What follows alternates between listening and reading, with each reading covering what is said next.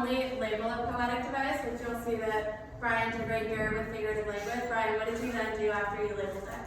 I'm going to explain how Sylvia uses the metaphor, the figurative language to see like what she's trying to convey through that. Okay. So you guys are great at identifying these. The key with these poems is that you really want to start to break it down to get it meaning. So you'll see Brian, I don't know if you can read it super well, but he labeled the example of the barbed wire, and then he started to write about what some of the associations with the barbed wire were and what that suggested about her relationship with her father. So we're going to practice that today. I'm going to show you what this looks like with the first stanza of the poem. So as I'm doing this, go ahead and follow along on your poem, annotating as I annotate. And also think about how I not only identify the literary device, but actually break it down to make meaning. Yes, Brianna? You can use the blue one for now. Okay. You do not do any more black shoe. Okay, I'm going to pause because she's addressing you, and I know from the title, I think she's talking to her dad, because the title is Daddy. You do not do any more black shoe, in which I have lived like a foot. So this in which is the shoe.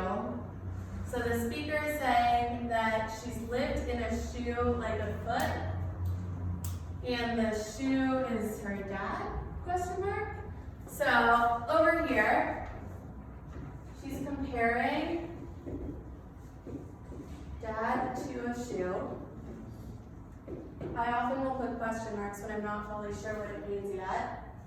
And then the speaker lives in the shoe. For 30 years, poor and white, barely daring to breathe or chew.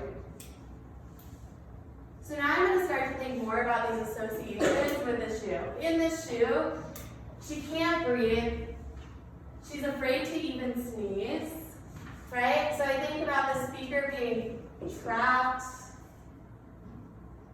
afraid, suffocated. This I know, because it's a comparison, is a metaphor. I also remember a nursery rhyme about an old woman in a shoe. I'm not totally sure what that relevance is, but I'm going to include that this is potentially an allusion to a nursery rhyme. This choice of word also stands out to me, a shoe. It seems very childish, like a kind of childish way to describe a sneeze, which also makes sense because we saw some childish diction earlier in the poem. So I'm going to start to break this down a little bit further, and it suggests that the speaker is young, childish, very innocent. And now I'm ready to move on. Okay, take a minute to think about what I just did here and look back at your own annotations. How did I make sure I didn't just identify devices, but analyze them to think about meaning? And check yourself for whether or not you did that as well. Take a minute to look back at your own work.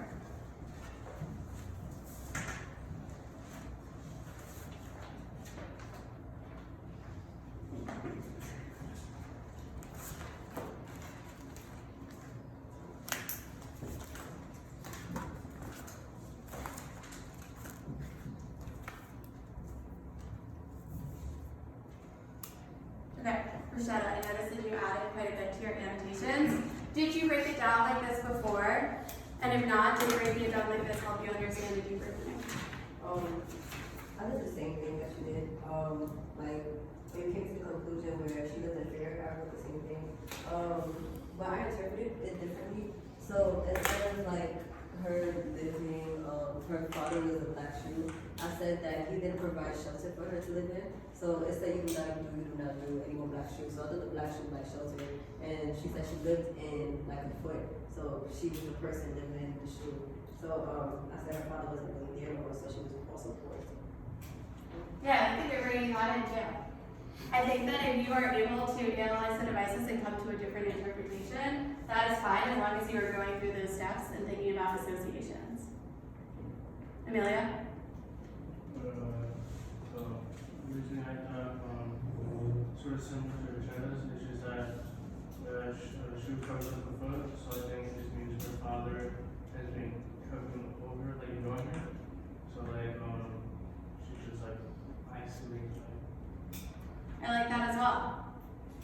Okay, so key here is that we are not just going to label devices, we are going to do what? What are we going to do, Angel? Develop meaning Okay, and how are you going to do that? by analyzing the devices to see what they're portraying and then comparing it back to what the speaker is saying. Great.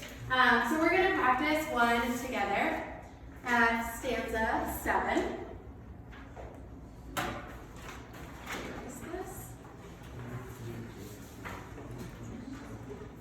So this is in the middle of the first page, starting with unended and ended.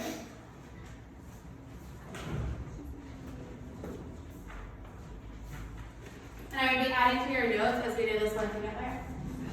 An engine, chuffing me off like a Jew. What is Plath writing about here? What is it, Ryan? Holocaust? Okay, but literally. Oh, I mentioned. Yeah, we're talking about a train, right? The engine of a train. Chuffing me off like a Jew. So then we're getting an allusion, Ryan said, to what? Okay. How does the train relate to the Holocaust? Rashada? During the Holocaust, they had the Jews go on the training so they could concentration camps. Oh yeah. Okay. A Jew, Dachau, Auschwitz, Belsen, this is also part of our religion. I began to talk like a Jew. I think I may well be a Jew. Okay, so first you can paraphrase what is being said in this stanza before we break down choices. Brianna, go for it. Okay, so I think that, well, like, whatever the situation is, the narrator is being like brought up to something that she doesn't want to be, like the concentration camp, and how even she's not like a Jew, but it's like the situation that she's in and the way how she's being treated, she might as well be. Okay, so you're starting to realize that this is a metaphor. And in this metaphor, our speaker is represented as a Jew. And then we have this train taking her to a concentration camp. What is this supposed to represent for the speaker? What is this being compared to? Brianna? And then her dad. So then, in order to understand what this says about the relationship, we need to think about the associations with this example. What are some feelings or images or connotations with someone being on a train on their way to a concentration camp? Omar? Fear. Okay. Fear. What else? Evelyn? Torture. What else? Angel? Very depressing. Brianna? Being trapped. Angie? Okay. So then what does this suggest potentially about her relationship with her father? Prison. Yeah. Brianna? I think that her father does stuff or did something to her that she didn't like or she felt like she was forced to do, and because of it she harbors like resent and anger towards her dad. This is how she feels about him. We're not quite sure why yet, or shut up. Also also before that she said that she described him as a German, and then she just describes herself as a Jew. So in describing her and her father as two completely separate like people, she's basically showing that she cannot recognize her father and they have like no sort of connection. Yeah, and we're gonna look at that stanza in particular where she starts to potentially suggest that her father might be a Nazi momentarily. Okay, so we're going to try one independently. This is stanzas 9 to 10, starting with I have always been scared of you. I believe this is the second one if you flip to the back. Starting with I have always been scared of you. Take the next 4 minutes to go through the steps on your own. Do not stop at just identifying. Make sure you really break down the devices to understand what they mean. Go ahead.